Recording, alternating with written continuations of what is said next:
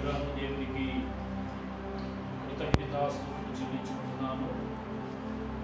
ఈ సమయంలో దేవుని వాక్యాన్ని మనము అందరం కూడా వినడానికి ప్రయత్నం చేద్దాము. గడిచిన కాలం అంతయు దేవుడు మనల్ని కాపాడి రక్షించి దేవుడు తన ఉన్నతమైన రాజ్య వ్యాప్తి కొరకు మనం అందరినీ కూడా భూలోకంలో ఏర్పాటు చేసుకొని దేవుడు రానున్న కాలాల్లో మనమందరం కూడా సిద్ధపడుతూ ఉండాల్సిన అవసరం ఎంతైనా ఉన్నది కనుక ప్రతి ఒక్కరూ కూడా సిద్ధపడుతూ దేవుని సన్నిధిలో ఉండాలని కోరుకుంటున్నాను. పోయిన ఆదివారం దినము నేను మరి ఇక్కడ మీ వద్ద లేకుండా నేను పిల్లకి సింగారం వెళ్ళడం జరిగింది. అక్కడున్న ప్రజలు కూడా మరి 60 రోజుల పాటు నేను లేదు కాబట్టి వారు కూడా బాధపడ్డారు. మరి రమ్మన్నప్పుడు వెళ్ళి వారితో కొద్ది నిమిషాలు ముచ్చటించుకొని మళ్ళా మంగళవారం ఉదయం ఇక్కడికి రావడం జరిగింది. ఏది ఏమైనా కానీ దేవుడు మన మధ్యలో ఉన్నాడు, మనలో ఉన్నాడు దేవుడు, మనతో ఉన్నాడు దేవుడు. మరి కరోనా వ్యాధితో మరి ఎంతోమంది కూడా ప్రపంచమంతా కూడా 1 కోటి మంది దాకా మరి బాధితులు అయ్యి ఉన్నారు, చాలామంది చనిపోయి ఉన్నారు. భారతదేశంలో కూడా ఇప్పటికి 1,00,000 దాటి కరోనా వ్యాధి కేసులు. వీటి గురించి మనం అందరం కూడా ప్రార్థించాలి. వీటన్నిటి నిమిత్తం మనం గట్టిగా దేవునికి మొరపెట్టాల్సిన అవసరం ఎంతైనా ఉన్నది. ఎందుకంటే అలనాడు మరి ఏలియా ప్రార్థించినప్పుడు 7 సంవత్సరాలు వర్షాలు లేని సమయంలో కూడా మళ్ళా వర్షాలు పడినవి. మరి ఎలీషా ప్రార్థించినప్పుడు ఎన్నో అద్భుతాలు, ఎన్నో ఆశ్చర్య కార్యాలు జరిగినవి. యేసు ప్రభువు వారు ప్రార్థించినప్పుడు 5,000 మందికి ఆహారము అందినట్టుగా మనం చూస్తున్నాం. ప్రార్థన అనేది చాలా ప్రాముఖ్యమైనది. ఈ ప్రార్థన ద్వారానే సమస్తము కూడా మనం జయించగలుగుతాం. ఈ ప్రార్థన ద్వారానే మనం ఏదైనా సాధించగలుగుతాం. కాబట్టి ప్రార్థన అనేది తప్పనిసరిగా మన యొక్క ఆయుధమై ఉన్నది కనుక ఈ ఆయుధాన్ని మనం అందరం కూడా ఉపయోగించుకోవాల్సిన అవసరం ఎంతైనా ఉన్నదని దేవుని వాక్యం సెలవిస్తుంది ప్రియులారా. కనుక ప్రతి ఒక్కరు కూడా ఈ ఆయుధాన్ని ఉపయోగించుకోవడానికి ప్రయత్నం చేయాలని నేను మనసారా మిమ్మల్ని అందరినీ కూడా వేడుకుంటున్నాను. చాలా సంతోషము. మరి ఈ సమయంలో దేవుని వాక్యాన్ని మనం అందరం కూడా మరి వినడానికి ప్రయత్నం చేద్దాము. మరి దేవుని వాక్యాన్ని వినే ముందుగా మీ అందరికి కూడా మరి ఒక మనవి. మరి దగ్గరగా 2 నెలల పాటు మందిరాలు లేవు. ఎంతోమంది కూడా చల్లారిపోతున్నాయి వారి యొక్క ఆత్మలు. ఎప్పుడు వారి యొక్క ఆత్మీయ జీవితం పరీక్ష అంటే ఇలాంటి టయాల్లోనే కొయ్య కాలేదో, గడ్డేదో, మెలగడ రాళ్ళేదో, బంగారం ఏదో బయటపడిద్దని కొరింథీ పత్రికలో సెలవిచ్చాడు. మెడ మీద కత్తి ఉన్నప్పుడు, ఇలాంటి శోధన వచ్చినప్పుడు మరి క్రైస్తవులు ఎవరో, క్రైస్తవులు కాని వారెవరో బయటపడుతూ ఉంటుంది అన్నమాట. మరి అలాంటిది ఈ సమయంలో మనమందరం కూడా దేవుని సన్నిధిలో మరి కొంతమందిమైనా దేవుని సన్నిధిలో గడపడానికి దేవుడు మనకు అవకాశం ఇచ్చున్నాడు. దేవుడు మనకి మంచి ధన్యతనిచ్చున్నాడని నేను నమ్ముచున్నాను. నిజంగా ఇటు సమయం చూడలేని వారు ఎంతోమంది కూడా నశించారు, గతించారు, కాలగర్భంలో కలిసి ఉన్నారు. అయినా కానీ మనమందరం కూడా దేవుని సన్నిధిలో మనము దేవుణ్ణి వేడుకోవడానికి దేవుడు మనకిచ్చిన అవకాశాన్ని బట్టి దేవదేవునికి వందనాలు, స్తోత్రాలు చెల్లించుకుంటున్నాను. మీ అందరికీ నా యొక్క ప్రత్యేకమైన వందనాలు చెల్లించుకుంటున్నాను. మరి ఈ దినము దాహము, దప్పిక, మరి 2 అంశాల మీద మాట్లాడుకోవడానికి ప్రయత్నం చేద్దాము. దాహము, దప్పిక. ఏంటి ఈరోజు అంశం ఏంటి? దాహము, దప్పిక. మరి వీటి గురించి మనం మాట్లాడుకోవడానికి ప్రయత్నం చేద్దాము.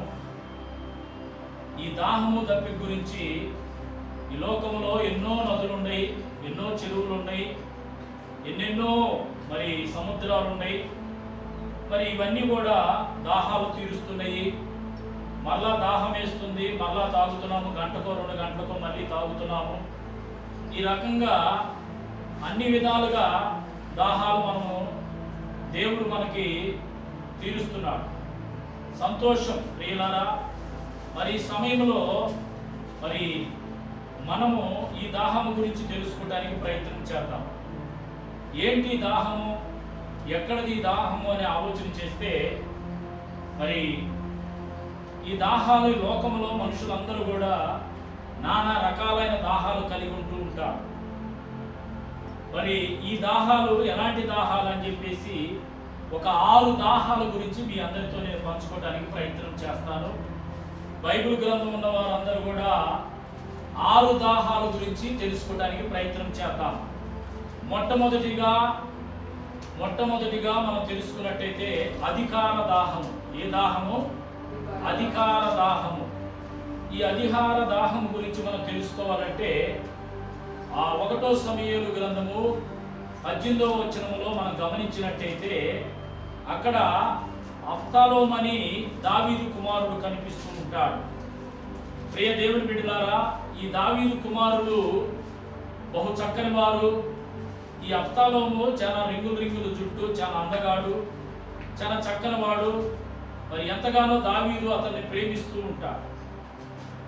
అయితే ఈ అధికార దాహం ఏం చేసిందంటే కన్న తండ్రి మీద కూడా కత్తి దూసే విధంగా అధికార దాహము తయారైందని దేవుని వాక్యం సెలవిస్తుంది.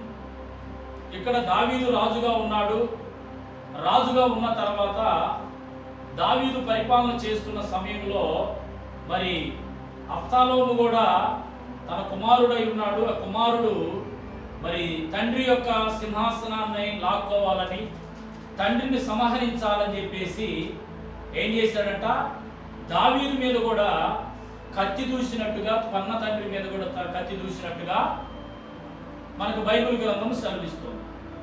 అంతేకాదు ప్రియుని దేవుని బిడ్డలారా, ఈ లోకములో కూడా మనం గమనించినట్టయితే ఆస్తి గురించో, అంతస్తు గురించో, లేకపోతే ఇంకా దేని గురించైనా సరే తప్పనిసరిగా ఈ లోకంలో తండ్రులను చంపుతున్నారు, తల్లులను చంపుతున్నారు, కొడుకులను చంపుతున్నారు, కూతుళ్ళను చంపుతున్నారు. ఆ అధికార దాహము కొరకు అవసరమైతే కన్న భార్యను కూడా కడతీర్చే విధంగా ఈ లోకములో చాలా మంది కూడా ఆ విధంగా తయారవుతున్నారు. మరి ఇక్కడ మనం గమనించినట్టయితే ఈ అబ్షాలోము అనే కుమారుడు మరి దావీదు మీద కత్తి దూసి అతనేమన్నా సాధించాడా, అతనేమన్నా సంపాదించాడా అని ఆలోచన చేస్తే అతను ఏమి సంపాదించలేదు, అతనేమి సాధించలేకపోయాడు. అయితే ఇక్కడ ఆలోచన చేయాల్సింది ప్రియ దేవుని బిడ్డలారా, ఆ అబ్షాలోము దావీదును తరుముకుంటూ వెళుతున్న సమయంలో అతని జుట్టు చాలా బారుగా ఉంటుంది. అతను ఒక అడవిలో వెళుతున్నప్పుడు మచ్చకి చెట్టుకి అతని జుట్టు తగులుకొని అతను వేలాడుతున్నప్పుడు అతను ప్రయాణం చేస్తున్న కంచరగాడిద ముందుకు సాగిపోయినట్టుగా బైబిల్ గ్రంథం మనకు సెలవిస్తుంది. అంతేకాకుండా అతనితో పాటు ఉన్న వారు కొంతమంది వచ్చి అతన్ని గుండెలకు గురిపెట్టి బాణంతో చంపినట్టుగా మనం చూస్తున్నాం. ఈ అధికార దాహం వల్ల ఏంది ఉపయోగాలంటే ప్రాణాలు పోగొట్టుకోవటం తప్పనించి వేరొకటి మాత్రం లేదని బైబిల్ గ్రంథము సెలవిస్తుంది ప్రియ దేవుని బిడ్డ.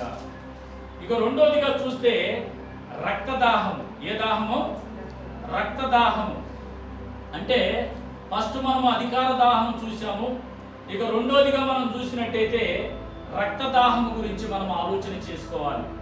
ఈ రక్తదాహం గురించి బైబిల్లో మనం గమనించినట్టయితే 1వ రాజుల గ్రంథము 19వ అధ్యాయము 2వ వచనములో మనం గమనించినట్టయితే ప్రియ దేవుని బిడ్డలారా, యెజబేలు అని ఒక ఆడ మనిషి కనిపిస్తూ ఉండిద్ది అన్నమాట. ఈ యెజబేలు ఎలాంటి వ్యక్తి అంటే ఇశ్రాయేలు ప్రజల ప్రవక్తలను ఎంతో మందిని కూడా చంపారు. మరి ఎంతో మందిని కూడా రకరకాలుగా బాధ పెట్టి ఊసకోత కోసి పైశాసికమైన ఆనందాన్ని పొందిన ఈ రక్తదాహం కలిగిన మనిషి అన్నమాట యెజబేలు అనే మనిషి. అయితే ఇక్కడ మనం ఆలోచన చేయాల్సింది, ఈ యెజబేలు ఏలియా ప్రవక్తను కూడా చంపాలని చెప్పేసి ప్రయత్నం చేసింది.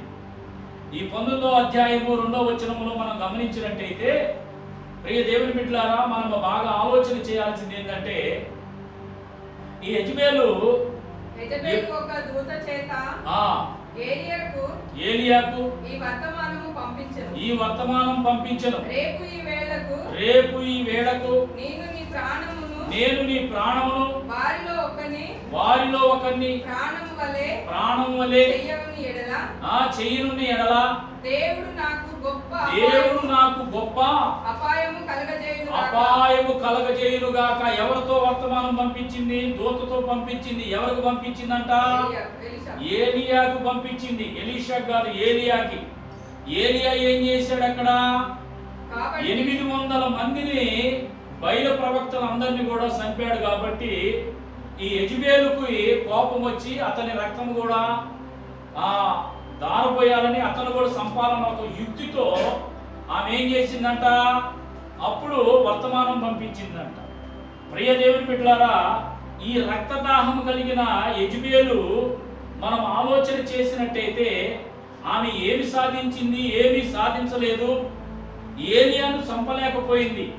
ఎందుకంటే ఏలియా దేవుని బిడ్డ కాబట్టి, ఏలియా దేవుని సందేశాలు పంచుకునేవాడు కాబట్టి, ఏలియా దేవుని యొక్క వరాన్ని పొందుకున్నవాడు కాబట్టి, దేవుని యొక్క కాపుదల్లో ఉన్నవాడు కాబట్టి ఏలియాని ఏమి చేయలేకపోయింది.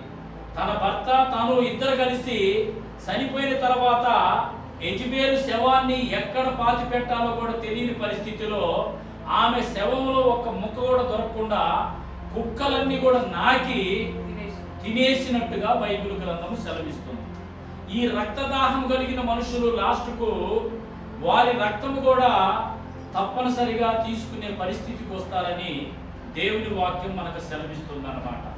ప్రియ దేవుని బిడ్డలారా, ఈ లోకములో చాలా మంది కూడా రక్తదాహం కలిగిన వారు ఉన్నారు, ఉగ్రవాదులు ఉన్నారు, చాలా భయంకరమైన మనుషుల ప్రాణాలు తీసేవాళ్ళు ఉన్నారు, అన్యాయముగా మనుషుల్ని బలిచ్చేవారు ఉన్నారు, అన్యాయముగా మనుషుల్ని చంపేవారు ఉన్నారు. ఇలాంటి వారు లాస్ట్కు సాధించేది ఏంటి అంటే వారు ఏది సాధించలేదని బైబిల్ గ్రంథం సెలవిస్తుంది. ఇక మూడోదిగా మనం గమనించినట్టయితే ఇక్కడ మనం గమనించాల్సింది మూడోదిగా సంతాన దాహము. ఏ దాహము? సంతాన దాహము. సంతాన దాహము ఇది మంచిదే, వినటానికి చాలా మంచిదే ఇది. ఎందుకని చాలా మంది కూడా వివాహం చేసుకున్న తర్వాత గొడ్రాళ్ళుగా మిగిలిపోతూ ఉంటారు, పిల్లలు లేని వారుగా మిగిలిపోతూ ఉంటారు. చాలా మంది కూడా మరి బిడ్డలు లేక అల్లాడిపోతూ ఉంటారు. ఆ చెట్టు, ఈ పుట్ట, ఆ రాయి, ఈ రాయి అని చెప్పేసి రకరకాలుగా అనేక చోట్ల తిరుగులాడుతూ ఉంటారు. అయితే 127వ కీర్తనలో అంటాడు, గర్భఫలము యెహోవాయిచ్చు బహుమానం అంటున్నాడు. ఇక్కడ ఏమన్నాడు? బహుమానం అని సెలవిస్తున్నాడు. అయితే మనం బైబిల్ గ్రంథంలో అన్నాను గమనించినట్టయితే అన్నా కూడా సంతాన దాహముతో, ఏ దాహముతో? సంతాన దాహముతో షిలోము అనే మందిరంలోకి పోయి అక్కడ సంతాన దాహాన్ని సంపాదించుకున్నట్టుగా మనం చూస్తున్నాం. అంతేకాదు ప్రియ దేవుని బిడ్డలారా, ఆదికాండం 30వ అధ్యాయము 1వ వచనములో మనం గమనించినట్టయితే రాహేలు మనకు కనిపిస్తూ ఉంది. ఈ రాహేలు వాళ్ళ అక్కకు పిల్లలున్నారు, నాకు పిల్లలు లేరని ఒక కోపముతో, బాధతో, ఇబ్బందితో ఏమనిందో తెలుసా? నాకు పిల్లలు కలిగించు, లేకపోతే నేను మరణిస్తాను, సత్తానని చెప్పేసి యాకోబుని బెదిరిస్తున్నట్టుగా మనం గమనిస్తూ ఉంటాం. ఇది మంచిది, ఈ దాహం అనేది చాలా మంచిదే. కానీ ఇక్కడ మనం ఆలోచన చేయాల్సింది దేవుడిచ్చిన బహుమానాన్ని దేవుని కొరకు పెంచడానికి ప్రయత్నం చేయాలి. అన్న మాత్రం ఎవరి కొరకు పెంచిందంట? దేవుని కొరకు పెంచడానికి ప్రయత్నం చేసింది. మరి ఈనాడు నీవు నేను కూడా దేవుడిచ్చిన ఈ సంతానం అనే దాహాన్ని దేవుడు మనకు తీర్చాడు కాబట్టి, మనల్ని గొడ్డుబోతులుగా ఉంచలేదు కాబట్టి, మనకు కలిగిన బిడ్డల్ని మరి దేవుని కొరకే మనము ఉంచాల్సిన అవసరం ఎంతైనా ఉన్నదని బైబిల్ గ్రంథం సెలవిస్తుంది. కనుక ప్రియ దేవుని బిడ్డలారా, ప్రతి ఒక్కరం కూడా ఈ సంతాన దాహం అనేది తప్పనిసరిగా దేవుడు తీర్చినప్పుడు అది దేవునికి మాత్రమే అంకితమయ్యే విధంగా మనం చూడాల్సిన అవసరం ఎంతైనా ఉన్నదని బైబిల్ గ్రంథం మనకు సెలవిస్తుంది ప్రియ దేవుని బిడ్డలారా. ఇక 4వదిగా మనం గమనించినట్టయితే వ్యభిచార దాహము. ఏ దాహము? వ్యభిచార దాహము. భూలోకములో మరి చాలా మంది కూడా వ్యభిచార దాహము కలిగి ఉంటారు. వ్యభిచార దాహముతో వారి శరీరాన్ని అమ్ముకుంటూ ఉంటారు. వ్యభిచార దాహముతో రకరకాలైన భయంకరమైన పనులు చేస్తూ ఉంటారు. ఈ వ్యభిచార దాహం అనేది ఏంటంటే ఒక భయంకరమైన ప్రమాదానికి గురి అవుతూ ఉంటారన్నమాట.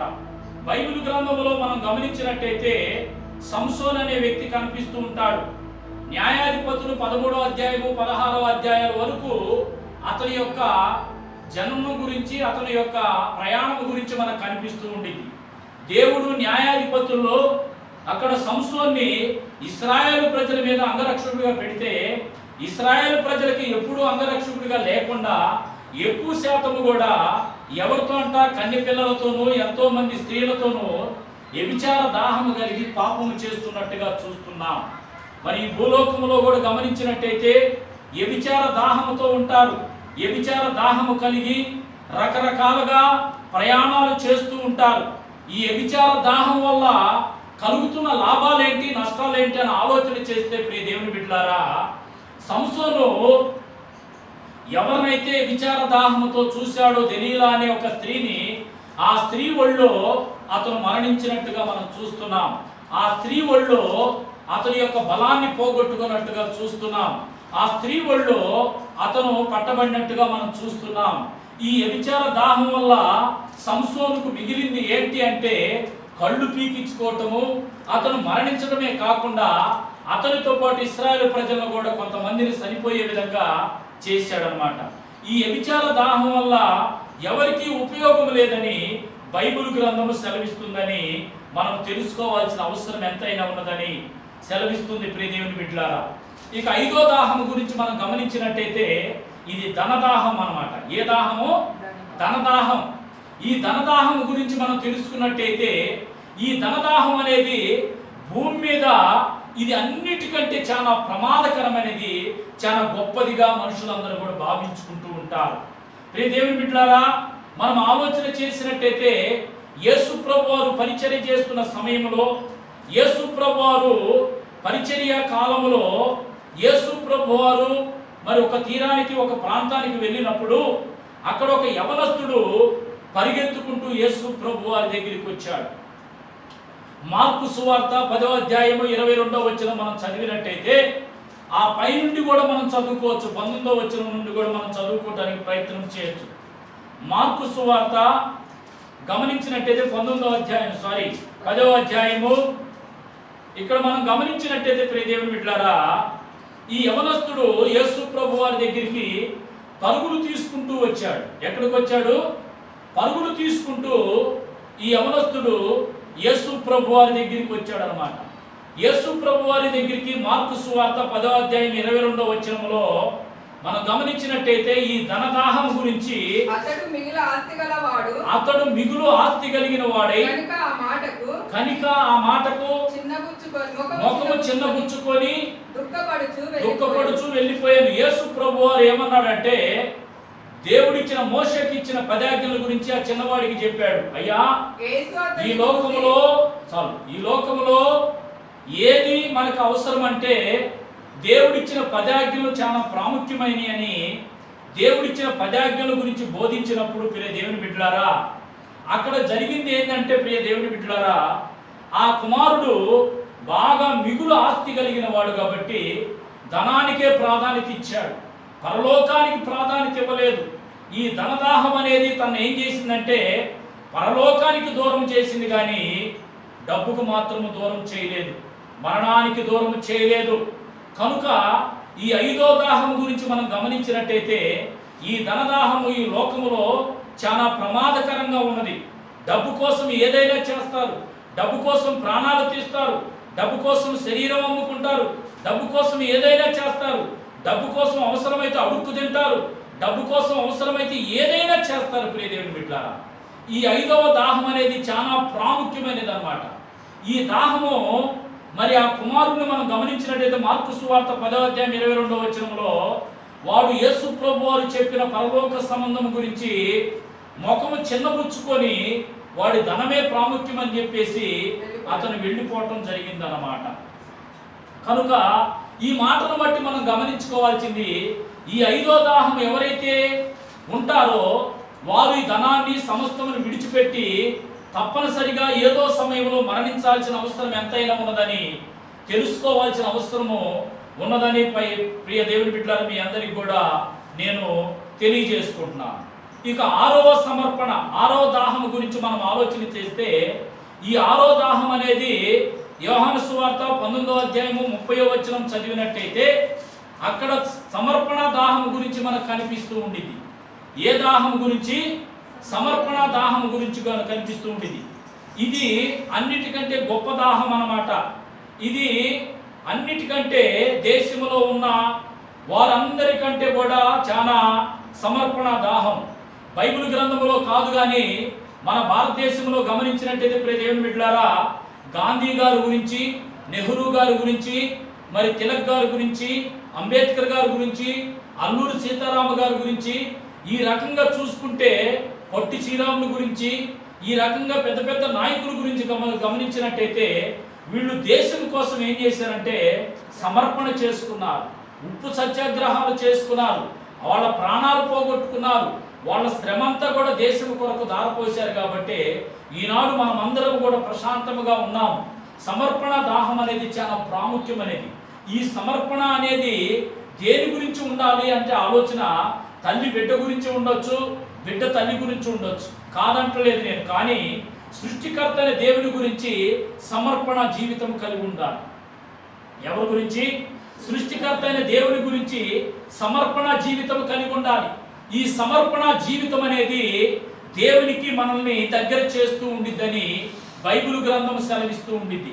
అందుకే దావీదు కూడా అంటాడు, అయ్యా నా ఆత్మను పాతాళములో విడిచిపెట్టమాకు, నన్ను నీ మందిరం నుంచి నన్ను దూరం చేయి మాకు, నా పరిశుద్ధతకు కుళ్ళు పట్టని మాకని కీర్తనాకారుడు సెలవిస్తూ ఉంటాడనమాట.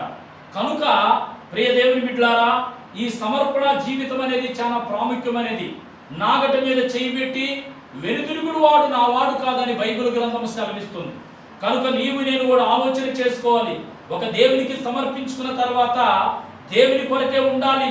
ఒక దేవుని గుళ్ళో వస్తువులు ఉన్నప్పుడు అవి దేవుని గురికే ఉపయోగకరంగా ఉంటాయి, వేరొక దానికి ఉపయోగకరంగా ఉండవన్నమాట. కనుక అవి పవిత్రంగా ఉంటాయి, అవి పరిశుద్ధంగా ఉంటాయి. ఈనాడు నీవు నేను కూడా దేవునికి సమర్పించుకున్న తర్వాత, దేవుని నామములో బాప్తిసం పొందిన తర్వాత, దేవునితో ప్రయాణం చేస్తున్న తర్వాత, దేవుని వాక్యాన్ని వింటున్న తర్వాత, దేవునికి సమర్పణ చేసుకున్న తర్వాత సమర్పణ కలిగే ఉండాలి కానీ వేరొక సమర్పణ కలిగి ఉండకూడదు. ప్రియ దేవుని బిడ్డలారా, ఇశ్రాయేలు ప్రజలు ఐగుప్తు దేశంలో నుంచి వస్తున్న సమయంలో మిశ్రమ జన్మ వాళ్ళలో కలిశారంట. ఎవరు ఈ మిశ్రమ జన్మ అని ఆలోచన చేస్తే, ఐగుప్తు దేశంలో ఉన్నప్పుడు వారి పిల్లల్ని వీళ్ళు, వీళ్ళ పిల్లల్ని వాళ్ళు పెళ్లిళ్ళు చేసుకున్నప్పుడు వారితో పాటు కలిసి వచ్చిన తర్వాత వారు మిశ్రమ జనం ఏం చేస్తున్నారు? ఐగుప్తు దేశంలో దేవతలను, దేవుళ్ళను, వాటన్నిటిని కూడా ఆచారం చేస్తున్న పద్ధతిలో ఇశ్రాయేలు ప్రజలు కూడా వారితో పాటు ఏకీపించినందుకు ఏమైపోయారంట? వేల మంది మరణించినట్టుగా చూస్తున్నాం. ఈనాడు క్రైస్తవులందరూ కూడా మీ పిల్లలకు పెళ్లిళ్ళు కావట్లేదని ఎవరినో అన్యులు తీసుకొచ్చి పెళ్లి చేసి, వాళ్ళని తీసుకొచ్చి పెళ్లిళ్ళు చేసి మీ పిల్లలను పాడు చేసుకోవటము కాదు. ఇక్కడ సమర్పణ కోసము, సమర్పణ జీవితం కోసము ఏ పిల్లలైతే సమర్పించుకున్నామో ఆ పిల్లల్ని ఏం చేయాలంట? దేవుని బిడ్డలకు ఇవ్వటానికి ప్రయత్నం చేయాలి. దేవుని కొరకు ఎదురు చూస్తూ ఉండాలి. దేవుడు కలగజేసిన దాకా ఎదురు చూడాలి. అంతేగాని ఎట్టబడితే అట్లా మన ఇష్టానుసారముగా సమర్పణ లేని జీవితాలు జీవిస్తే దేవుడు అంటున్నాడు, వెచ్చగా నుండు, చల్లగా నుండు, నులివెచ్చగా ఉండ మాకు, నేను ఉమ్ము వేస్తానని దేవుని వాక్యం సెలవిస్తుంది. కాబట్టి ఈనాడు సమర్పణ దాహము కలిగి ఉండాలి. ఏ దాహము కలిగి ఉండాలి? సమర్పణ దాహము కలిగి ఉండాలి. మనం ఇప్పుడు 5-6 దాహాల గురించి చెప్పుకున్నాం. మనం ఏంటా దాహము? ఒకటి అధికార దాహము. అబ్షాలోము అధికార దాహము కలిగి దావీదును చంపబోతున్నప్పుడు మచ్చకి చెట్టుకి తన జుట్టు ఏలాడు తీసుకొని అతను మరణించినట్టుగా మనం చూస్తున్నాము.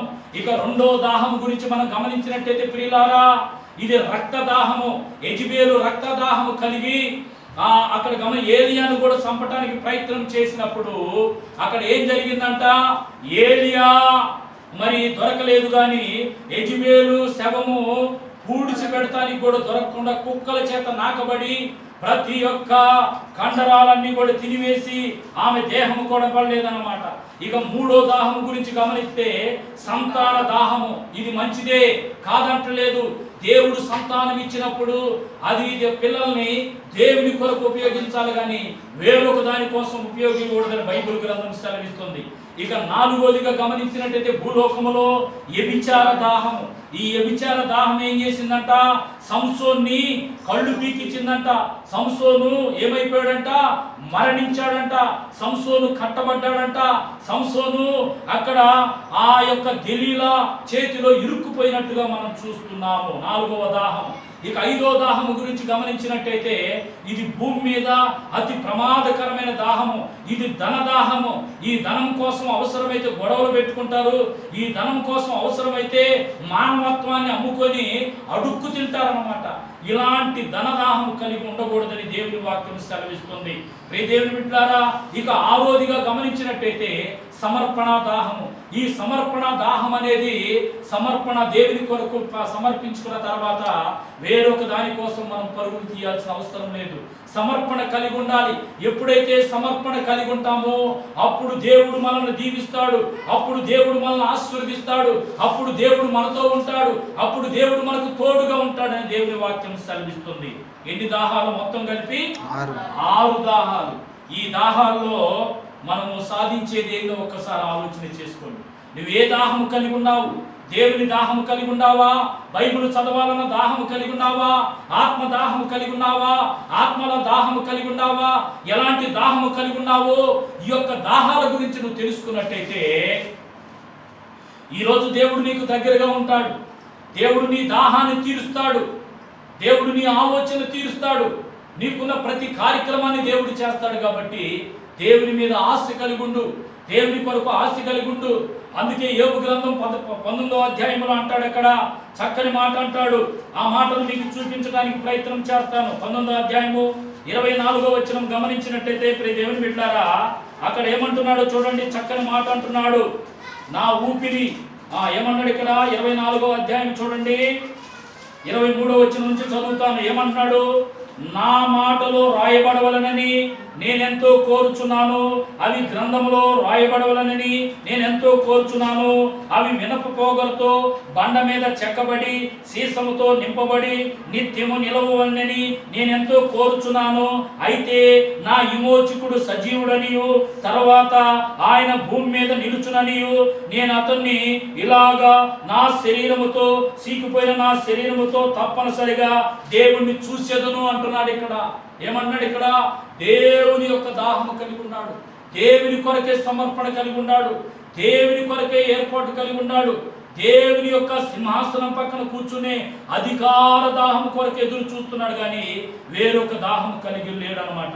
ఈ 6 దాహాల గురించి మీరు ఆలోచన చేసినట్టయితే ఈ 6 దాహాల వల్ల మనకు ఉపయోగం లేదని బైబిల్ గ్రంథం సెలవిస్తుంది. ప్రియ దేవుని బిడ్డలారా, ఈ రోజు ఈ వాక్యం విన్న నీవు ఏ దాహము కలిగి ఉన్నావో, ఏ ఆలోచన కలిగి ఉన్నావో, లోక సంబంధమైన దాహము కలిగి ఉంటే ఈ రోజుతో తీసివేసుకో. దేవుని మీద ఆస్తి కలిగుండు. దేవుని కొరకు ఆత్మదాహము కలిగుండు. నీ ఆత్మదాహాన్ని దేవుడు తీర్చి నీకు ఉన్నతమైన స్థితిని దేవుడు అనుగ్రహించునుగాక. ఆమేన్. అందరికీ వందనాలు.